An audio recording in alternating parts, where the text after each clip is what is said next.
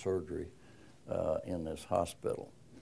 I want to particularly thank our faculty for getting up and coming this morning. All of them have probably heard this at one time or another, but thanks for being stalwarts and being here again. Start with, in the very back of the room is a faculty emeritus, Dr. Bill Rowe back there. Bill, raise your hand. Bill, for those of you, is somebody that you should look at from time to time and think about his life, because he did a lot more than be a surgeon here. He was a leader of the medical community and the civic community, and is an outstanding citizen for us in medicine, and I hope that's what we will all be. Dr. Moore, Dr. Nelson, Dr. Stanley, Dr. Maxwell, and then, of course, Dr. Giles, that you're going to really get to know well. Thank you for being here. And then our staff down here on the front, Holly Rambo, medical students in particular, get to know her well. Kim Crawford is getting going more and is more and more involved. Maggie Hamblin seems to be the jack of all trades, and then of course Cindy Rudolph, who puts it all together and is frequently the bearer of firm information to people at times when they don't necessarily want to hear it, but nonetheless is the extension of the rules and regulations, I guess, for us at times. We'll start off this morning by letting our chief residents, at least the chief residents, identify yourselves. Let us know where you are this morning, because in our program, like almost any surgery program, even though we've gotten away from, thank goodness, in surgery from a pyramid type structure in education, the chief resident year is really the epitome of surgical training in almost any program, or at least I think it should be, because you get to really have more responsibility and do more things at that level. In fact, it's always been my observation that the two most important years, not that every month, every day is important to all of us, the first year and the last year, are the ones that probably will stand out in your mind more later in your life when you look back on your experiences as a trainee. So, Tim, you want to start out back there? Speak where we can hear you. Tim Stevens, one of your chiefs. Yeah. What is your chief job this year? Oh, I will be running your basic science and Okay. Steve Greer, went to UT for med school, local boy. Now I'll be the Grandrounds as well as skills lab. Alan Hyde, What are you doing? I'm sorry, I didn't. Yeah. Is that all? Man, you're getting off easy. How'd they let you do that? Oh, he has to follow. Oh, he's slick, isn't he? Yeah. Oh, he has to follow Nico. That's hard to do. Yeah. Okay. Where's? There you are. Gavin Wilkes. I grew up in Northeast Alabama. I went to UAB, medical school, and I was All right. Okay. Another faculty member coming in, Dr. Swafford, who's in our Dayton facility, and appreciate you coming this morning, Dr. Swafford. All right. Should we introduce everybody? Do we usually do that? Okay. All right. Let's start out with our new folks that are with us. Let y'all introduce yourself. Medical students, you don't have to do that. Not this time anyway, okay? But you're welcome to be here. And by the way, if you get bored, you can leave anytime, because this doesn't necessarily pertain to you. But at any rate, all right, Kevin, start out there, man. I'm Kevin Frederick. I went to MCG for med school. Okay. John Pickering, Birmingham, UAB. Philip Wolfner, went to NUSC in Charleston. That's cool. William Hunt for Western Kentucky. I went to Louisville for medical school. I'm Alex Christie. I went to University. All right, wait a minute. Where in eastern Kentucky? Okay. And where in western Kentucky? Paducah, Kentucky. All right, good. Just trying to keep up.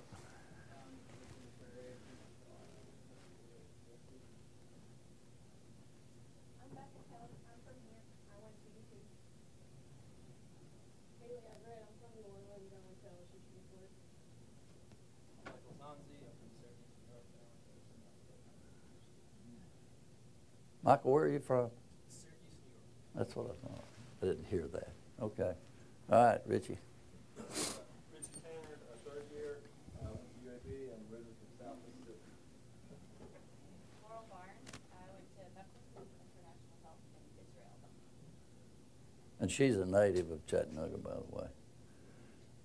Walton Cody, second year. Went to Puerto Rico. Matthew Watson, went to Michigan State University. Evan Z from North Carolina, fifth year with UNC. Victoria Miles, Albia, second year, going to Mexico University, Mississippi. I'm Kevin Carroll. I'm third year. I went to Emory. Brent Moss, Louisiana, second year with LSU. I'm Dresden Satterstrom. I'm from South Georgia. I went to UT. I'm Julian Sky, I went to UT Med School. Andrew Ram, fifth year, went to UAB. Veronica Zachary. I'm a fifth year. I went to McGarry Medical College in Nashville. Olivia Morin, I'll be a fourth year, and I went to UT. Hayden Gates, fifth year, Arkansas. Bobby Ram. I'll be a fourth year. Went to UT. McMinnville, Tennessee. John Lee Major from LaGrange, Georgia. I was Mercer, I'll be a fourth.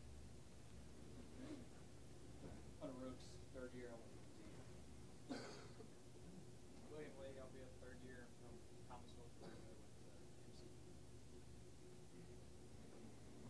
Jacob Lloyd, PY4, from Boone, North Carolina, and I went to East Carolina for School of Medicine. Sean Forrest, PY3 from Chattanooga and went to UT. Tyler Kestner, fifth year, current critical care fellow at the UT in Memphis. I'm sorry, a while ago I didn't introduce Dr. Hunt. Dr. Hunt left you out of yeah. And Dr. Dart has come in too, so happy you're here. Well, all right. As you see, the title of this talk, I have several years ago decided to change it, and there was an uproar among residents that, no, you can't change that. You have to keep that title. So this is not a democracy. It's sort of stuck, at least for me, in this talk. And the thing that I want to make clear to everybody is that if you look at an efficient form of government or administration, probably a benevolent dictatorship is important. Probably the most efficient, and yes, it is what we do here. And so we try for it to be benevolent. Some people leave here probably thinking it's not, but we sure do our best to try to make it that way. But at some point, somebody has to make a decision about things, and that's what has to happen. And if you think about it, that's what you have to do as a surgeon. We talk about team building in the operating room and on the wards, and those are really important. And as I'm going to emphasize in this talk several times, having respect for the other people that are on that team of people taking care of that patient is really important. But at some point in time, for the most of us, the surgeon has to make a decision about what happens. And so that's why this particular structure of administration is significant here. Now, most of you have heard this before, at least the more senior residents, but I'm going to go through some of it because these are things that have had meaning to me when I've tried to think about things that I think are important to all of us in terms of shaping the way we look at what we do day to day. And this was the talk by David McCullough, who is who's a Pulitzer Prize winner and famous author, who gave the keynote address at the American College of Surgeons back in 2013. And the thing that stuck with me is that he picked several different physicians over time that had done a lot of things that were important to the world, and things like surgery in particular. And in the end, this statement down here really got me, was that you're doing more good than any profession. Your accomplishments will go down in history. And if you think about that, sure, that's not going to happen to me. But then on the other hand, if you think about your own life, if any of you have ever had surgery, that's something that stuck with you in your history, period, and always will. And so for those people that we touch and that we treat along the way, you're going to make history for them. So just bear that in mind. So that struck with me, and I present that to you. So one of the things after that I got to thinking about, I was asked to give a talk a few places, and some of the things that maybe we don't think about every day, and that's why did you go to medical school? And for most of us, it's not something that you think about very often, and for a lot of us, maybe haven't thought about it in a long time. So I got with our faculty just in one of our Wednesday faculty meetings and went around the room and asked them why they went to medical school. So while you may have been sitting there thinking a little bit about why you did it, let me just give you some of the answers that some of them gave me, and here they are. It was a career I could develop. Physician had a position of respect, which, as you'll see, is a sort of a trend line in this discussion. A need to be needed. I thought that was a significant personal introspection of the individual. A want to serve, personal service, mission work. A lot of people have religious leanings, and certainly being a physician is about as effective as you could be in doing that. I like people. I like to be around people. You'd always have a job. And for those of you, including medical students right now, all you have to do is look at the long-term actuarial demographics for America and the thoughts about this, and you're going to have a job doing something. So that is a significant thing, which ought to give you financial security. Here was another one that I thought was good. In a firefight, the doctor was protected. This is actually from a Vietnam vet who was not a physician at the time, that he might have thought about that. They're good at biology, and medicine was an extension of that. One of our very strong, outspoken doctors just said to be a surgeon, period. So early on, he'd already decided that was something that would fit him. And then, of course, you had family members who were the children of either physicians or nurses or somebody else in medicine. It was expected of you. I can remember growing up, my best friend growing up, everybody called him Little Doc from the time he was 5 years old. And everybody thought I'd be a veterinarian. He went to vet school, and I went to medical school, but he still became a doctor, but he was always known as Little Doc. And then, of course, things like corny things like TV shows that might have had an influence. Well, why did I go to medical school? Well, I wanted a moving job. I watched my dad sit behind a desk and be a pretty significant administrator and businessman, but I didn't want to do that. I like people better than dogs or cats. That's why I didn't go to vet school. I didn't think I wanted to treat dogs and cats. I wanted to treat large animals. You couldn't make a very good living doing that. And medicine was the ultimate application of biology, which was something that I had done pretty well in college and before. I hated to write, especially letters, and still do. And it did give you a position of respect in the community. I'd never seen a situation where a physician was anything other than respected. And if you walked through the parking lot, you saw that doctors seemed to be doing all right because there weren't any old broken down vehicles for the most part in the doctor's parking lot anywhere. And the other thing that was significant for me, and I'll bring it up to you again, is that I realized way early in my life that I did not work to live. Wasn't going to be somebody work to live. I lived to work and still do to this day. And some of you have heard me say this, that one of the definitions of retirement is you ought to get up every morning and do something that you really enjoy doing. And when when you stop doing that, then you ought to look around.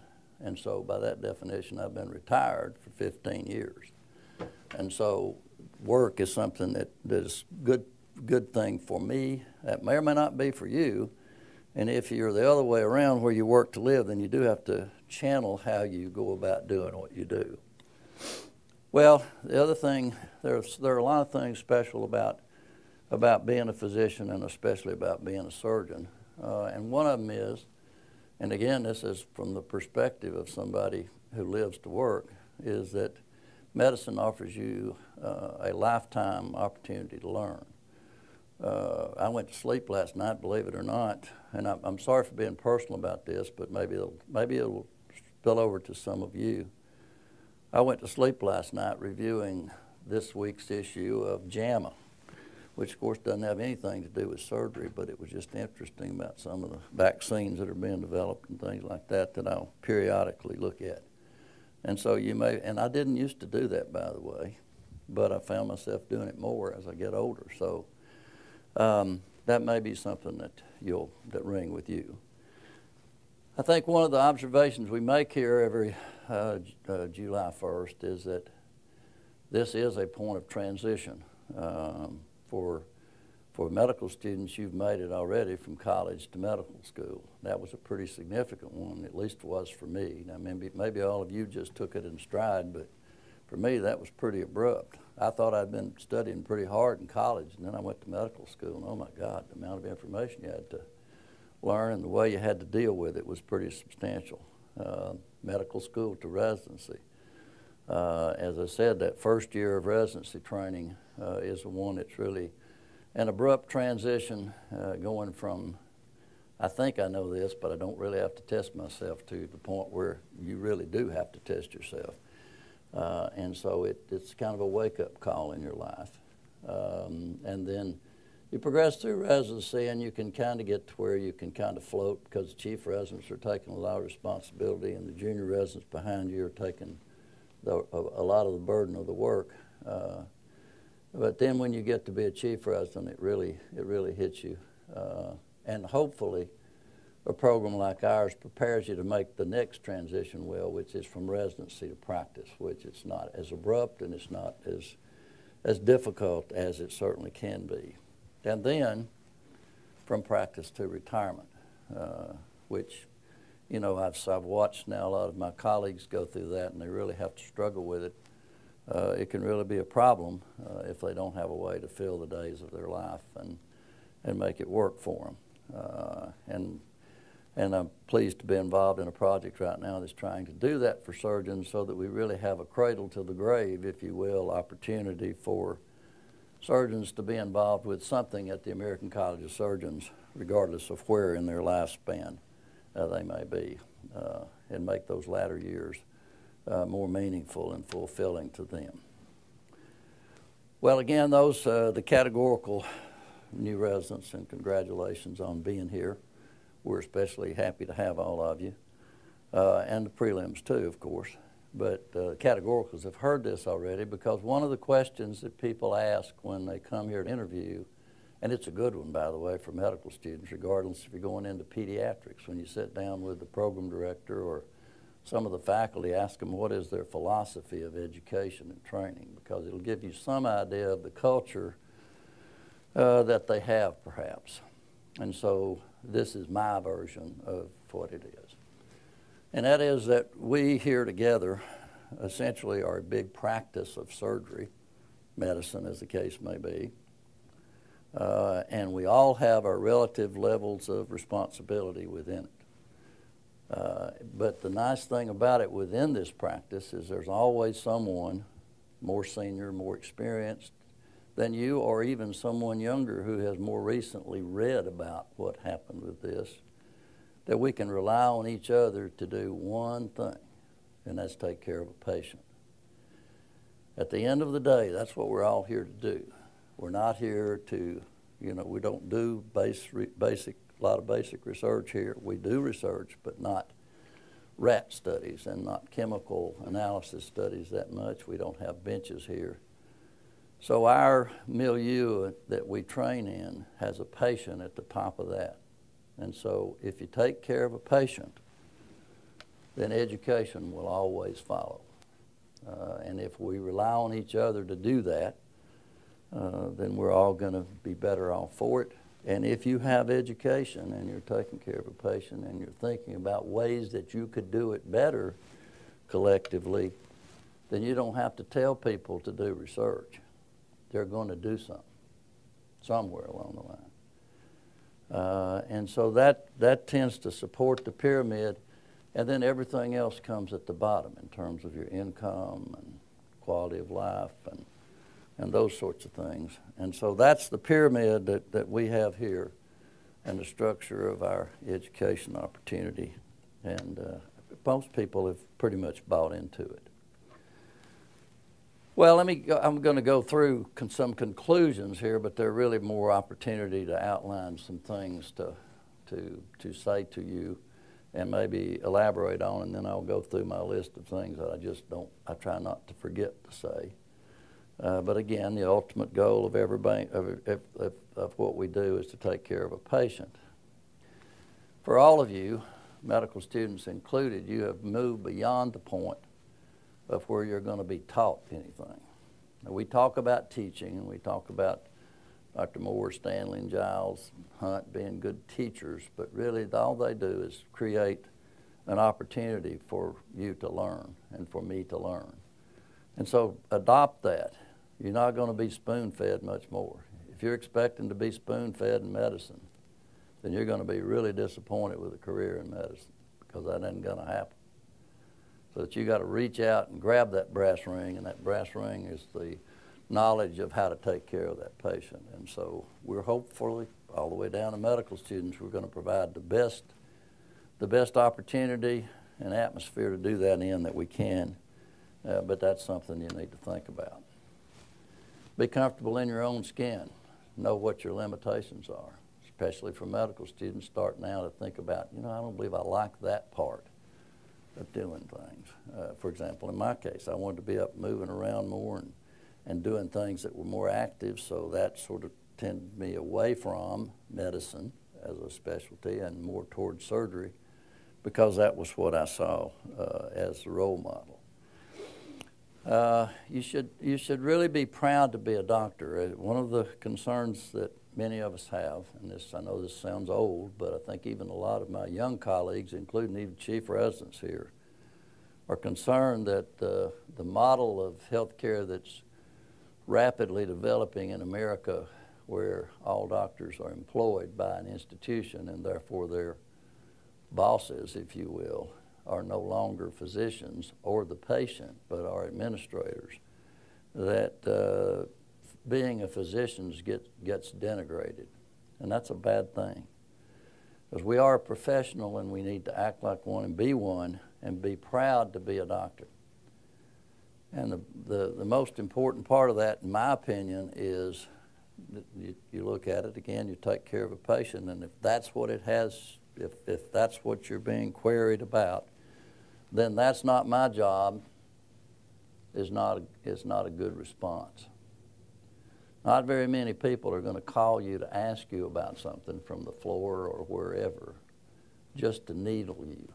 They have a concern about someone, and so you need to think about how you resolve the problem at the other end of that phone call or in the emergency room. And so a better way to look at that is, I will look at that.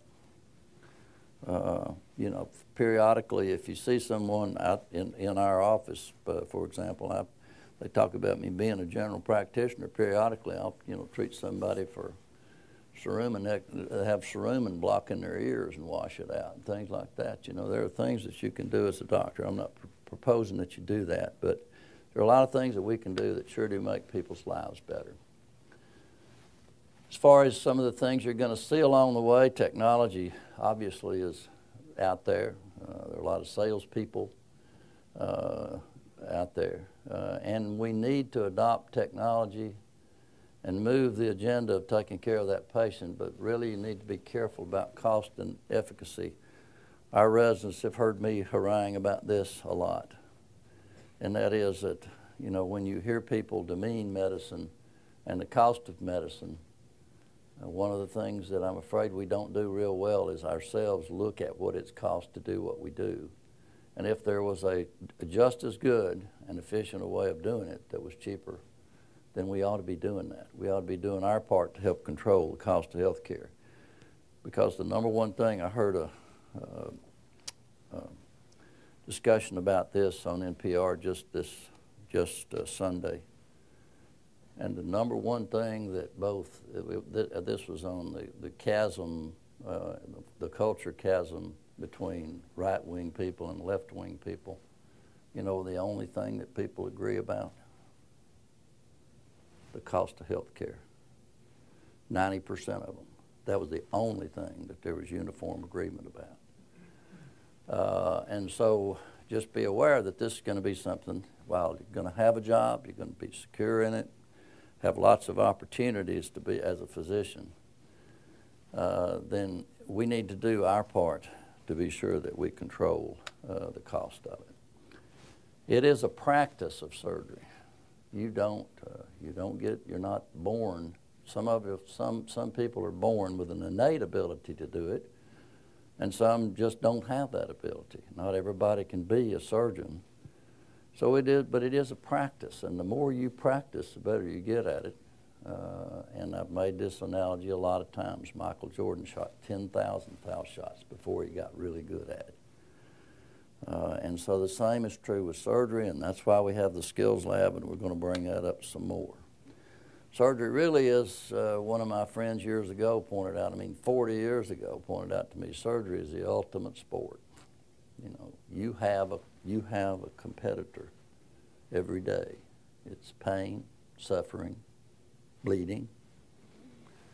And, you know, that's pretty nice. I had a lawyer friend of mine said, you know, Burns, you doctors are so damn lucky. Because with us in law, if we go to court, we just got another lawyer that we have to be competing with. In your case, you're competing with pain, suffering, bleeding. And so you've got an advantage on us as a professional to start with. But the other part of that is staying in shape yourself and being sure that your mind stays sharp and you stay in physical health as well is good. It is a team, and I made that point earlier. But I do, at least in most of the circumstances where we're involved, ultimately a surgeon has to make the decision.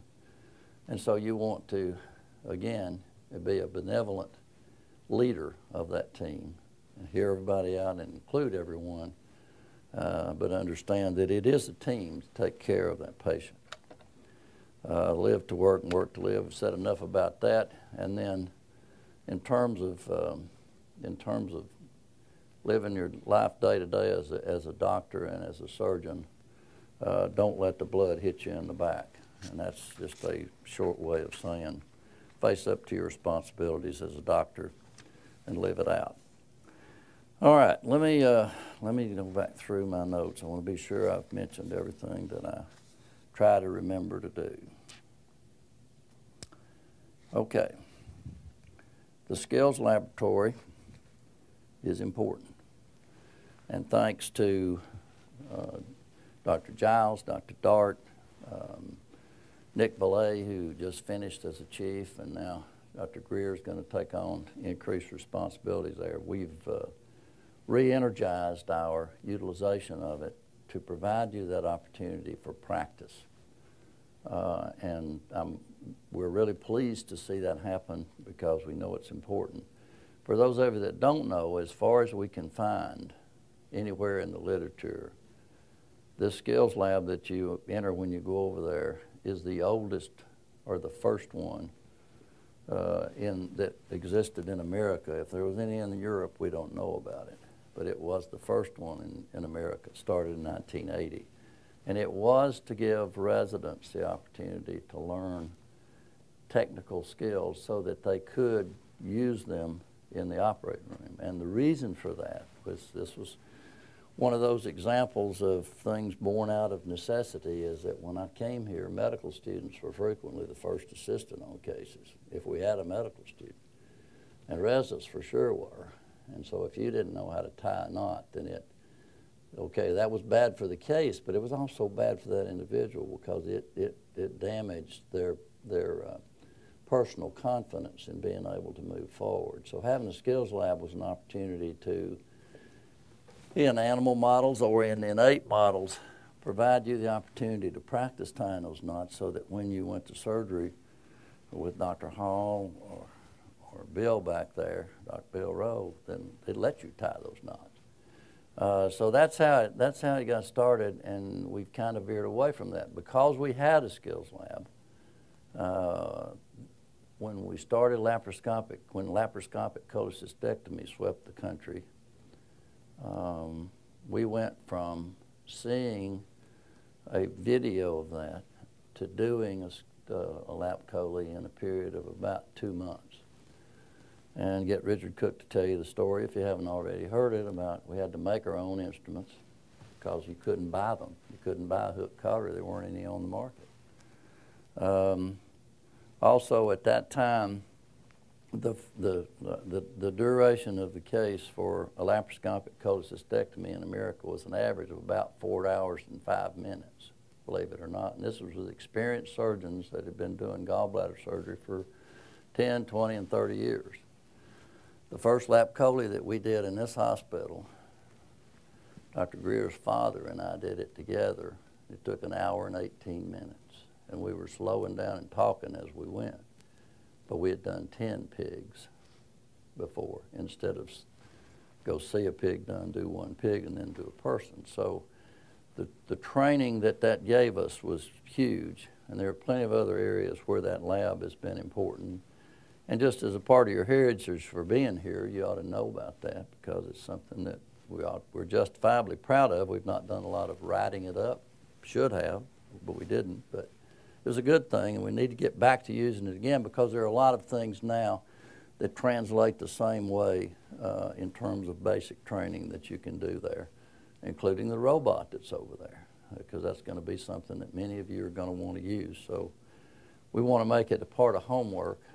And that's a direction that we've tried to get the Residency Review Committee and others to head in a long time, that working in a skills lab shouldn't count as work, shouldn't count as part of the 80-hour work week, because it's like a medicine resident going home and reading a journal article. For them, that's their homework. For you, part of your homework needs to be technical things.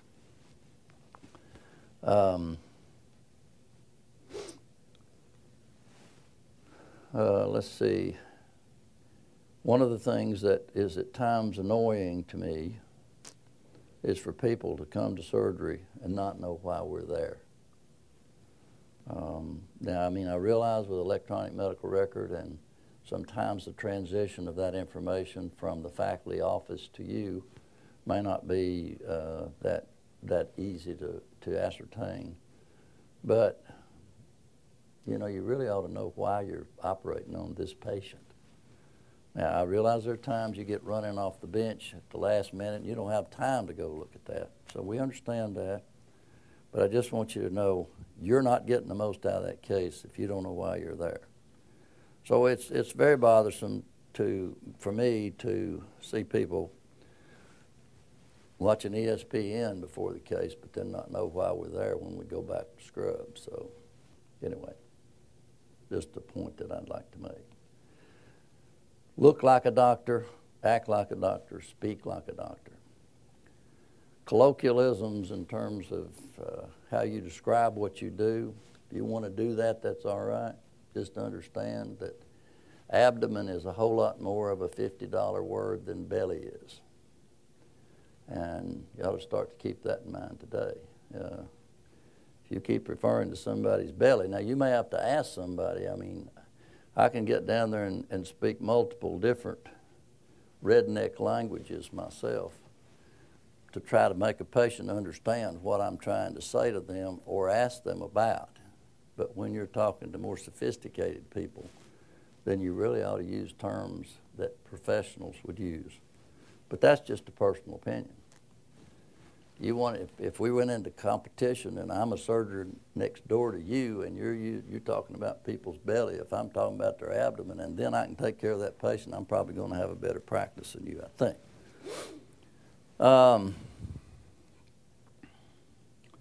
We don't practice from a call room. There are times you can. If you get called about a patient, you better go see them. Because an awful lot of times, even though I described earlier that whoever's calling you on that line really is concerned, they may not have assessed it exactly correctly. So it's something to reiterate. I'm sure Dr. Giles will make that point again to you when he talks to you further. Just assume a good intent when someone calls you about a patient. I don't personally mind people coming to conferences in scrubs, but they ought to be clean. Be sure if you've just left an operating room that there isn't blood on them. That's not a good thing. And if you do wear scrubs around the hospital, wear a coat. You do not wear scrubs to restaurants or any place, the grocery store. When we had our party Saturday night down at the Westin honoring our graduating people, I got there early and was waiting on some other people, and somebody came walking in, thank God not one of ours, with not a jacket on, no nothing, just a scrub suit, and went into the bar. You know, that's not a good thing, okay? And you'll get called out on that if our people see you do it. One of the things that we have to remind people of, we know you have a busy schedule and your life is full, but the conferences that we have and the special things we do, like our graduation and reunion activities and special lectures, we expect you to come and to be here. And that's more speaking to the whole resident staff. And I think that this last year, we were talking about it yesterday, Cindy and I, we've actually kicked that up a notch and been much better. We shouldn't have to tell you that, but nonetheless we do. If you're not working and the department is having something special, then you ought to be there, if nothing else to support your colleagues who've done some work to get there, whether it's a faculty member like Dr. Giles putting on a show at his house, or whether it's something for graduating chief residents. All right.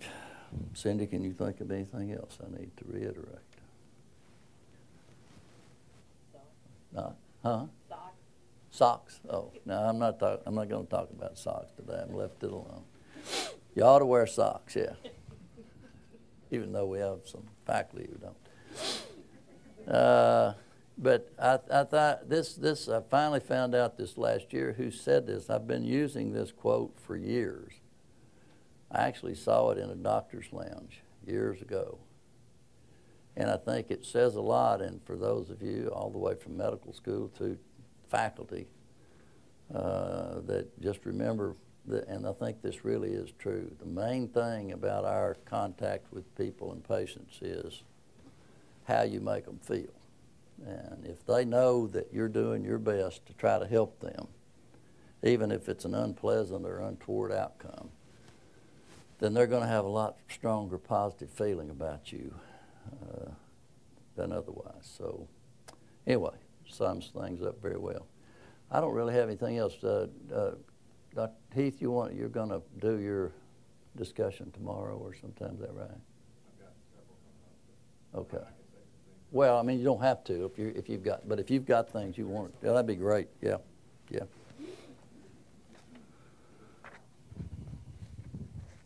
We want to make it clear that, again, we're a team, and I would have to tell you that Dr. Giles took over as the program director 3 years ago, and he trained here, and so some faculty they always respected and enjoyed him, but they have come to have, like I have, tremendous respect for the vision that he has for education, and want you to know how totally supportive our faculty is of Dr. Giles and the things that he's trying to do to make things better for all of us. Heath.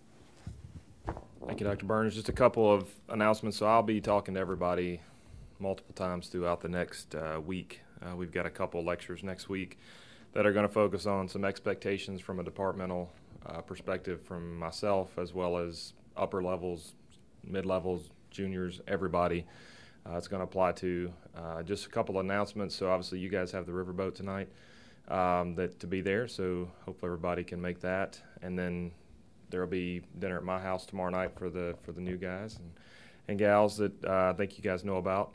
One of the things we did last year that I thought was good that we're going to try to do again this year while I've got everybody here is I'd like for the new incoming residents, or when you're going to be on the service, so to look and see what service you're going to be on, and then we're going to kind of get with somebody on that service, and you can ask anybody who that might be to help you out to try to find a contact person. And then Friday morning, what I'd like for you guys to do is to come in with them and just be around for rounds. Obviously, you're not going to be rounding yet, and you're not going to be entering stuff in the electronic medical record, but sometimes it's helpful just to get an idea of what the workflow is like. How long does it take to see somebody? How many patients are typically on the service? Oh, you've already done it. All right, great. Well, then, hey, we're good to go then. All right. That's ahead of the schedule. So don't have to worry about that one. And then I want to reiterate the Skills Lab really quickly. Skills Lab is really super important to what we do here, and Richard Cook has done a great job of over the course of the last 38 years of really keeping that place going well, and just more and more and more we're trying to add to it. This year, you're going to see more about this next week, trying to implement a scoring system for resident education here that will basically give you what your exact expectations are and what the faculty is using to try to identify what your criteria are for promotion. It's a really difficult thing to try to figure out when someone is doing really well, when someone's struggling. How can, and more than that, how can we help them get over that hump to take the next step and to actually be the person and the surgeon that we want them to be. And it's difficult. You sit in on these meetings and you hear lots of different opinions, and it's sometimes hard to make sense of what it is, and not one person is spending all the time with any given resident. It's a conglomeration of ideas and different opinions, and so you'll get a more detailed description of what that's going to be next week, and I'll basically lay out exactly what you need to do to get and what goes into your score, and then what those scores mean and how that's going to affect your training going forward. So I just wanted you to be aware that that will be coming, and along with that, there's going to be some responsibilities that you're going to have in order to get some evaluations done. And so as you'll see, and the residents currently know this, I use a lot of Google Documents and Google Forms to track information. I think it's a great way to track information. And so a lot of these things we'll put directly on your smartphones, so that when you come out of a case, you can basically just get on your phone, and 30 seconds you can enter the information that we need to try to track and follow. For the interns, I do one for gallbladders. I love to get an idea of what you actually get to do in a case. And I think one of the things that's interesting is if you look at the case log system that you'll enter into, it really gives you absolutely no information, nothing. It's a way to track your experience throughout residency. You track it as either surgeon junior, first assistant, or surgeon chief. But in reality, that doesn't tell you what you actually got to do in that operation. There are criteria for how you rate each one of those, but it doesn't tell me what you got to do. Honestly, it says, if you look at the criteria, it says that you can log surgeon junior if you were involved in the pre and post-operative care of the patient, irrespective of what you did in the operation. So you see the patient in the emergency room, work them up, go to surgery, hold the camera, take care of them post-op, you could code that case as surgeon junior. But in reality, you didn't get to do that case. And so that doesn't tell me what I need to know. And so I've got some very specific applications where you can show me what you're getting to do. And I think it's been enlightening to see what the interns get to do throughout the course of the year. And it's also helped me to change around the rotation schedule, so that I try to make sure that I maximize when people get certain rotations, because what we found was that people that get all their general surgery in the first 2 months or 2 to 3 months of the year as an intern are going to get to do less than the interns that do their rotations the last 3 months of the year. think about that. It's not something that you would necessarily think about, but the reason for it is attendings are now more comfortable with you. You've got more experience. You're going to perform, better when it comes to that case. And so some of those things are unavoidable, but we try to make sure that we try to spread things out as much as we can to try to equalize the experience for everybody. And so it is very helpful for me for you enter those things. So when I give you these activities, it's not just extra busy work. It actually does have a purpose in trying to make this continually better and to improve our program to give everybody the best experience we can. I tell you, we've done it really well for a long time. It was being done well before I got here. I think I got great training, and we're just trying to build on that, because it's not necessarily that we need to change what we do. It's just that medicine and surgery are changing all the time. And if we don't adapt, then it's going to pass us by. And so we're just trying to do everything we can to keep up with the times.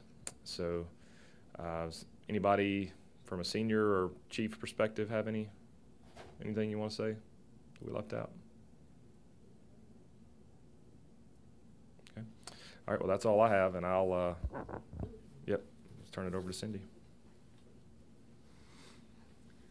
Dr. Harrell, are you going to talk about EPIC with them after a real live course? Okay. I'll be meeting with y'all tomorrow, new residents and existing residents, at 7.